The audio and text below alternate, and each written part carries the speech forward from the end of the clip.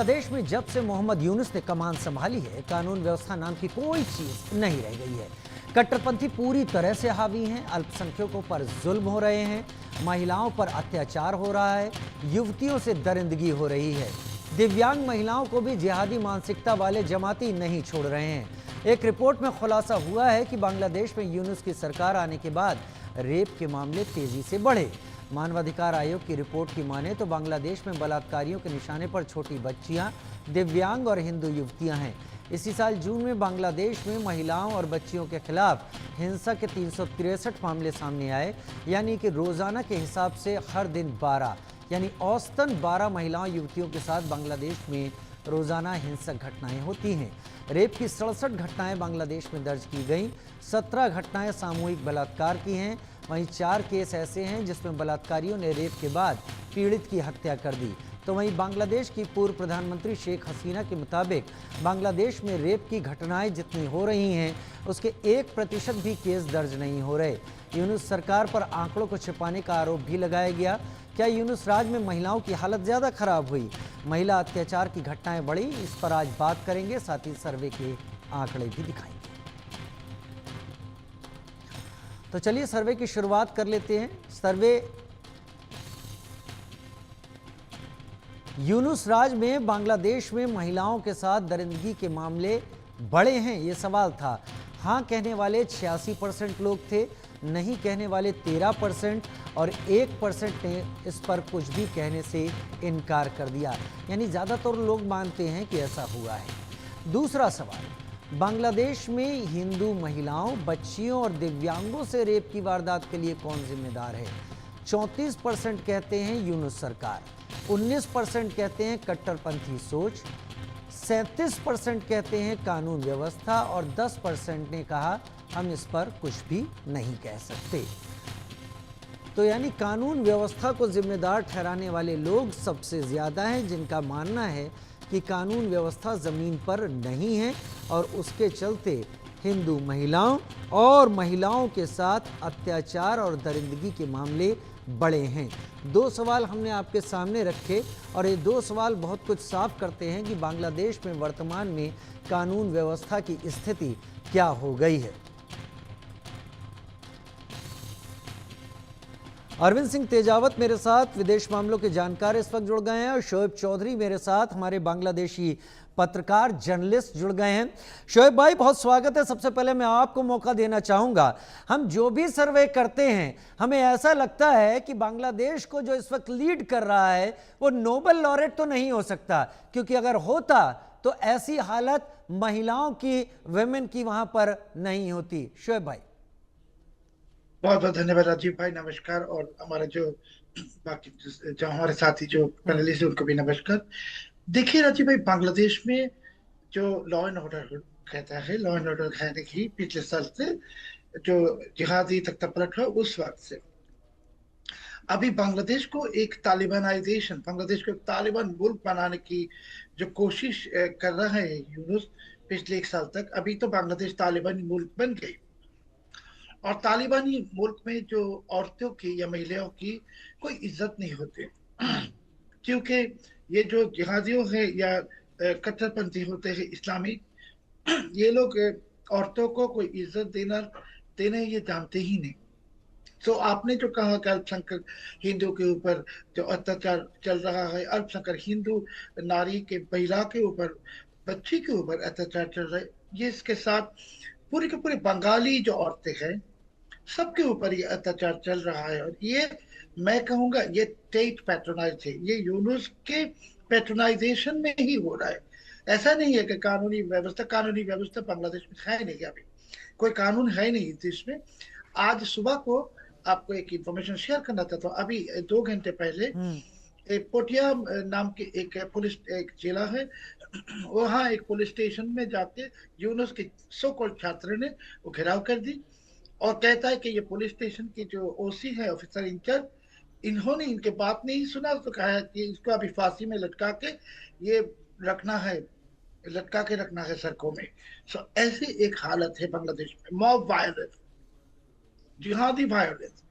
और आप जो आपको वो भी मालूम है राजीव भाई कि कई दिन पहले जो कुमिल्ला डिस्ट्रिक्ट के मुरादनगर में एक हिंदू महिला जो 2 बच्चे की माँ है, उनके राइट। ऊपर जो अत्याचार बलात्कार हुआ, उसके बाद उसको मजबूर किया कि स्टेटमेंट देने के लिए कि नहीं भाई ये बलात्कार नहीं है, हमारा कोई और बात है। सो देखिए कैसे एक भयानक चित्र बांग्लादेश में अभी है कि मंदिर टूटते हैं ओपनली, घोषणा दे के हिंदुओं के घर में अटैक्स हो रहा है। और मैं एक भयंकर इंफॉर्मेशन आपसे शेयर करना चाहता हूँ राजीव भाई और हम्म। हमारे जो साथी पैनलिस्ट के साथ, कि पिछले 10 महीने में बांग्लादेश में कोई हिंदू लड़की की शादी नहीं हो सके, क्योंकि शादी होने के लिए जो भी सिचुएशन एटमॉस्फेयर होता है, उसी वक्त ये जिहादी जाते हिंदू घर में जाके कहते हैं कि हमें पैसा देना पड़ेगा। ये 50,000 से लेके 20 लाख तक मांगते हैं और कहते हैं कि अगर पैसा नहीं दे सकोगे तुम्हारे बच्ची को हमारे साथ एक रात के लिए देना पड़ेगा। तो ये हालत है। ऐसा हालत अफगानिस्तान में भी नहीं है।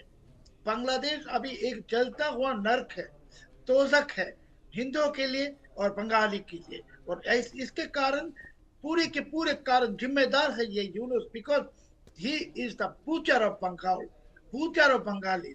और ये एक दानव है, ये कोई नॉवल नहीं। ये पहले से मैं कहता रहा, आप जानते हैं कि ये फ्रॉड है, ये दानव है, चोर है, डाकू है। और ये इससे अत्याचार चला रहा है कि ये बांग्लादेश को पाकिस्तान या अफगानिस्तान बनाने की कोशिश में है। बांग्लादेश को पाकिस्तान अफगानिस्तान बनाने की कोशिश में है। वैसे बचा भी क्या है बांग्लादेश जिस वक्त कंडीशन में जा चुका है। अरविंद सर, ये कहानियां, ये तरीके, ये बातें पाकिस्तान में सुनते थे कि अचानक कोई हिंदू लड़की किडनैप हो जाती है, गायब हो जाती है, वो माइनर होती है और 4-5 दिन बाद उसका स्टेटमेंट पुलिस तक पहुंच जाता है कि मैं अपने मन से कन्वर्ट हो रही हूं, मैं अपने मन से निकाह कर रही हूं, और मामला वहीं सेटल हो जाता है। अब वही चीजें बांग्लादेश में दिखने लगी हैं। क्या कट्टरवाद बांग्लादेश में हावी हो रहा है, और क्या इस कट्टरवाद को पनपने देने से रोकने के लिए जानबूझकर यूनुस एडमिनिस्ट्रेशन कोई कदम नहीं उठा रहा है, क्योंकि इससे वो भारत को टारगेट करना चाहता है? राजीव भाई देखिए, ये यूनुस की कोई प्रशासन नहीं है जी, आ रहा हूं। हाँ, ये इलीगल रजीम है।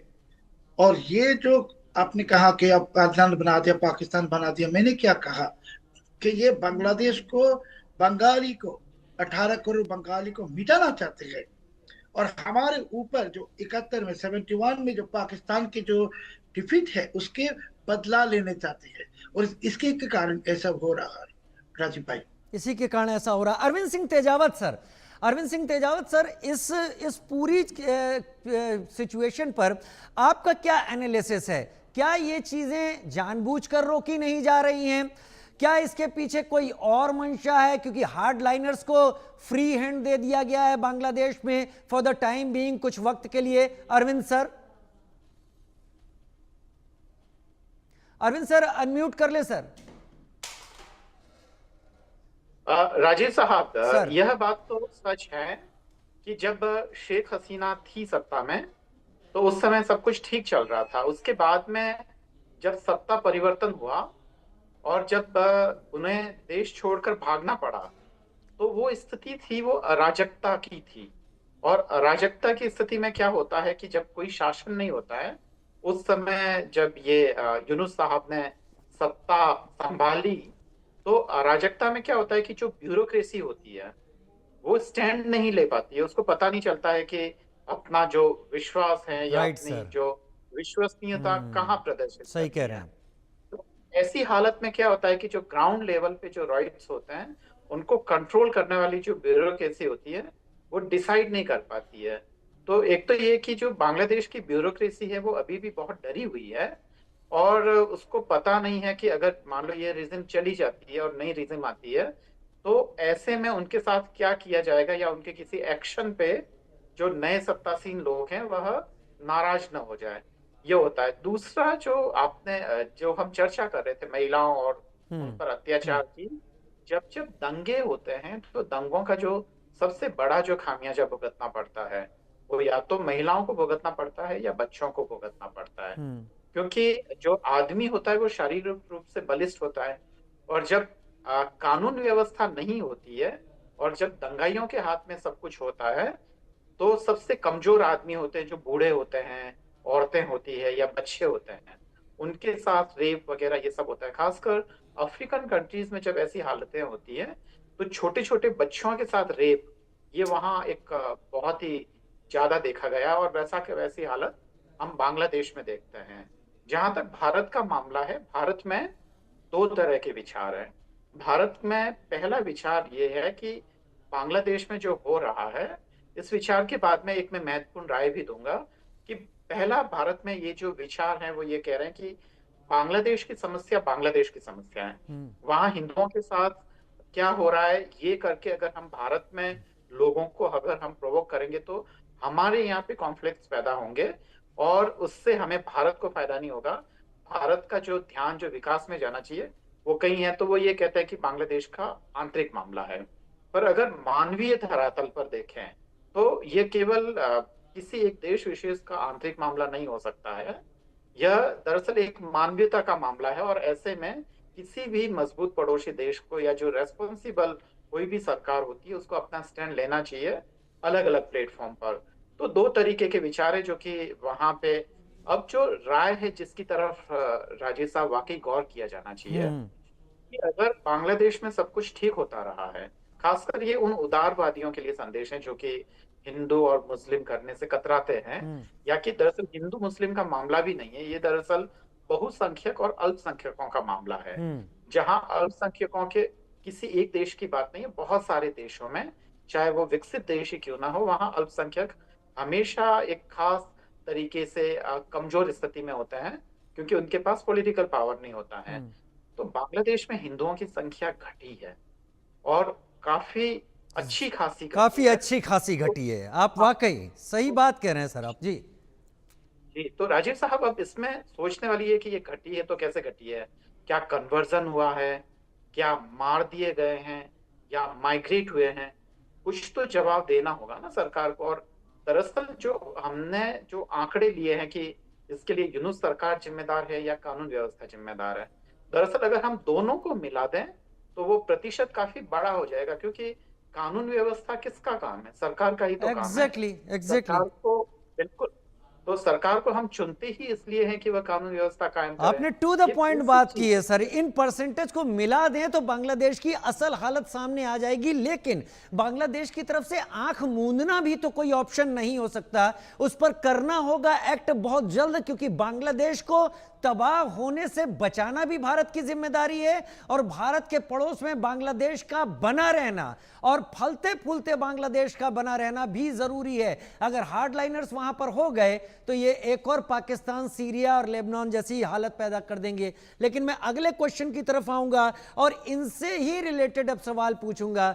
बांग्लादेश में बार बार हिंदुओं को टारगेट क्यों किया जाता है? जैसा अभी अरविंद सिंह तेजावत कह रहे थे कि बहुत तेजी से घटी है संख्या। हिंदुओं से नफरत 36% लोग ऐसा मानते हैं, हिंदुओं की कम जनसंख्या 52% लोग ऐसा मानते हैं, इसलिए टारगेट होते हैं, और 12% इस पर कुछ भी नहीं कह पाए। लेकिन 52 और 36 को मिला दिया जाए तो अरविंद सिंह तेजावत के कहने के मुताबिक ये एक बड़ा नंबर होता है।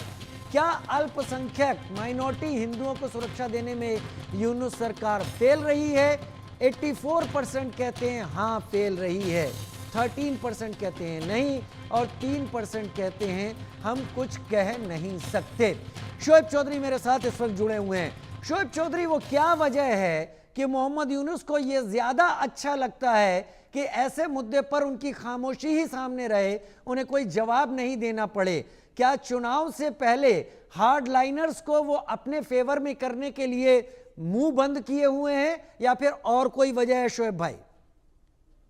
राजीव भाई देखिए, मैंने एक चीज पहले से कहता रहा कि यूनुस एक जिहादी माइंडसेट है यूनुस की, और ये जिहादी माइंडसेट में सबसे बड़ी जो बात है कि हेट्रेड टुवर्ड्स नॉन मुस्लिम्स। अभी ये बांग्लादेश में ये यूनुस एंटी हिंदू और एंटी भारत, एंटी इंडिया दो कार्ड खेल रहे हैं। क्योंकि आप ये भी जानते हैं और हमारे जो पैनलिस्ट साहब वो भी जानते हैं कि बांग्लादेश में जो पब्लिक सपोर्ट कहते हैं, इसमें यूनुस की टोटल सपोर्ट बेस है सिर्फ 5% उसके इस्लामिक जिहादीज को मिला के। अभी बाकी जो सपोर्ट बेस है अवामी लीग को ये चुप करवा दी, और बीएनपी जो है बांग्लादेश नेशनलिस्ट पार्टी, इसको अभी कब्जा कर ली यूनुस ने। सो यूनुस अभी जो चीज इसके दिमाग में है कि बांग्लादेश में अगर इसको तख्ता में रहना है, चुनाव नहीं करके, कि यूनुस चुनाव नहीं करने वाला है, चुनाव नहीं करेगा, और इसी जुलाई में ये जुलाई चार्टर की घोषणा करेगा, और जुलाई चार्टर की घोषणा करने के बाद पीपीएस के इसका जो इलीगल रेजिम है, इसका नया नाम होगा रेवोल्यूशनरी गवर्नमेंट। सो रेवोल्यूशनरी गवर्नमेंट यानी इस्लामी रेवोल्यूशनरी सरकार। सो बांग्लादेश में जो एटमॉस्फेयर अभी क्रिएट करने की कोशिश कर रहा है यूनुस, कि एक इस्लामी कट्टरपंथी, एक इस्लामी सरकार ईरान की तरह या पाकिस्तान से भी बदतर बुरा, ऐसा एक एटमॉस्फेयर क्रिएट करने के लिए ये origin he is officially publicly he is patronising Hindu repression, actually Hindu genocide और हिंदू ये पेट्रोनाइज कर रहा है। क्योंकि मैंने जो कहा कि इसके दो कार्ड खेल रहा है, एक है एंटी हिंदू सेंटिमेंट, दूसरा एंटी इंडिया सेंटिमेंट। और ये क्यों खेल रहा, क्योंकि यूनुस लोगों को समझा रहा है कि बांग्लादेश में जो अवामी लीग 15 साल पावर में थे, इसके पीछे भारत थे और हिंदूज थे। तो इन्होंने इनडायरेक्टली अभी हिंदूज को कह रहा है कि ये तुम्हारा ये देश की शत्रु है, दुश्मन है, एनिमी है। लास्ट थिंग मैं राजीव भाई आपको बताना चाहता हूँ कि बांग्लादेश जब तालिबानाइज हो जाएगा, सो आप बांग्लादेश की बॉर्डर देखिए भारत के साथ, चारों तरफ भारतीय बॉर्डर है। सो बांग्लादेश अगर अभी बांग्लादेश एक टाइम बम है जरूर, और ये टाइम बम एकदम भारत के अंदर है। I mean Bharat is everywhere around Bangladesh. So ये भारत के लिए एक भयंकर नेशनल सिक्योरिटी थ्रेट हो जाएगा, और होने वाला है बहुत ही जल्द। सो मैं कहता नहीं हूँ भारत को क्या करना है या नहीं करना है, मगर अगर बांग्लादेश की जो हालत है, ऐसा ही हालत मेक्सिको में होते, तो यूनाइटेड स्टेट्स उस मेक्सिको के खिलाफ मिलिट्री एक्शंस ले लेते। आपने शोएब भाई एक बहुत बोल्ड बात यहाँ पर कही है। बीइंग बांग्लादेशी जर्नलिस्ट ऐसी बातें सुनने को नहीं मिलती, क्योंकि आप अंदर तक कहीं हर्ट हैं इन चीज़ों से। अरविंद सिंह तेजावत, मैं इसी चीज़ को आपके सामने रखता हूँ। क्या शोएब चौधरी कुछ ज़्यादा इंटरप्रेट कर रहे हैं चीज़ों को, या फिर शोएब चौधरी बात सही कह रहे हैं कि अगर ये मैक्सिको की हालत होती तो यूएस इंटरवीन कर जाता? भारत अभी तक ये सोच रहा है कि ये बांग्लादेश का मैटर है। क्या ये आप भी समझते हैं? देखिए, अगर इस समय अगर मान लो भारत इंटरवीन करता है, तो इसका सबसे बड़ा नुकसान ये है कि बांग्लादेश की जो जनता है वो यह सोचेगी कि जो भारत है वो हमारे आंतरिक मामलों में दखलंदाजी कर रहा है। तो तब जब तक कि जैसा कि 71 में हुआ था कि अंदर से आवाज आई थी, और वहां के लोग जब तक इस बात को लेकर कन्विंस ना हो कि भारत इंटरफेयर करें या इंटरवीन करें, तब तक मुझे लगता है कि भारत के लिए ये एडवाइजेबल नहीं है कि भारत वह डायरेक्ट इंटरवीन करें। और भारत के जो डिप्लोमेट्स हैं या जो पॉलिटिकल डिसीजन लेने वाले लोग हैं, उनके बारे में इसमें कोई दो राय नहीं है। भारत की प्राथमिकता अभी बांग्लादेश में उलझना नहीं है। भारत दरअसल चीन की तरह इन सारे कॉन्फ्लिक्ट से दूर रह के वह शांति से अपने डेवलपमेंट पे ध्यान देना चाहता है। और यह ऐसा नहीं है कि ऐसी हालत पहली बार हुई है। आप 74 में देखेंगे तो इससे भी ज्यादा बदतर हालत थी जब रिजिम चेंज हुआ था, और हमारे जो भारत के पक्ष की जो सरकार थी। अगर मैं गलत नहीं हूं अरविंद सर, तो मेरे ख्याल से 26 से 28% के बीच का कुछ फिगर था जो नॉन मुस्लिम्स का आज़ादी के वक्त बांग्लादेश की था, और अब ये 7% से भी बिलो जाता दिख रहा है। ये गवर्नमेंट इसको और ज़्यादा हार्डलाइनर्स को फ्री हैंड देकर क्या साबित करना चाहती है? और अगर ऐसा ही करती रही तो क्या जस्टिफाइड नहीं होगा भारत इंटरनेशनली या दूसरे फ्रंट पर बांग्लादेश को कॉर्नर करे? देखिए राजेश साहब, मैं जो एक प्रैक्टिकल बात है वो मैं बताता हूँ। भारत अगर इंटरवीन करेगा तो इंटरनेशनल कम्युनिटी में बहुत सारे सवाल उठेंगे और खुद भारत को लेकर भी सवाल उठेंगे, जिससे हो सकता है कि भारत अभी रूबरू नहीं होना चाहता है। हालांकि भारत का अगर ट्रैक रिकॉर्ड देखें तो वो बांग्लादेश जितना खराब नहीं है, पर छोटे मोटे कॉन्फ्लिक्ट्स होते हैं जहां जिन देशों में आबादी में डाइवर्जन बहुत होता है और जहां जो कहना चाहिए एक तरीके से एकेडमिक लैंग्वेज में कहें तो जहां मॉडर्निटी या कैपिटलिज्म का जहां प्रभाव कम है, हम्म। और अभी भी जो मिडाइवल या फ्यूडल स्टेट हैं, तो वहां पे इस तरीके की समस्याएं होती ही है। तो भारत पहले तो उन सब चीजों में फंसना नहीं चाहता है। भारत ये कह रहा है कि ये बांग्लादेश का अपना संघर्ष है। जब वो खुद जब तक नहीं कहेंगे तब तक हम इंटरवीन नहीं करेंगे। इसके साथ एक महत्वपूर्ण बात जो बांग्लादेश के लोगों को समझने की है राजेश साहब, वो ये है कि ये केवल हिंदू मुस्लिम का ही मामला नहीं है। जी। अगर सारे ही हिंदुओं को खत्म कर लिया जाए, एक मतलब एक उस वाली स्टेज में हम सोचें, तब भी ऐसा नहीं है कि बांग्लादेश में प्रॉब्लम्स खत्म हो जाएगी। तब वहां पे जो वहां के जो पॉलिटिकल जो सत्तासीन लोग हैं, वो विद इन मुस्लिम्स में एक वो करेंगे, भेद करेंगे कि ये वाले सुन्नी मुसलमान हैं या ये शिया है, या एक तरीके से राष्ट्रवादी मुसलमान है या ये कम राष्ट्रवादी है। तो ये दरअसल जो कम्युनल पॉलिटिक्स का ये एक चरित्र रहा है। जिन देशों में हिंदू नहीं है वहां पे भी प्रॉब्लम्स हो रही है, और जिन देशों में केवल मुस्लिम है वहां पे सब कुछ शांति है, ऐसा नहीं है। पर ये चीज भारत को नहीं, ये चीज खुद बांग्लादेश के लोगों को समझने की जरूरत है कि हिंदुओं को टारगेट करके बेसिकली वो अपना ही उल्लू सीधा कर रहे हैं और वो अपने ही देश का नुकसान कर रहे हैं। तो ये है, हाँ, मानवीय धरातल पर, क्योंकि भारत एक सेकुलर स्टेट है, पर अगर वह अपनी हिंदू आइडेंटिटी को बरकरार रखना चाहता है, जैसा कि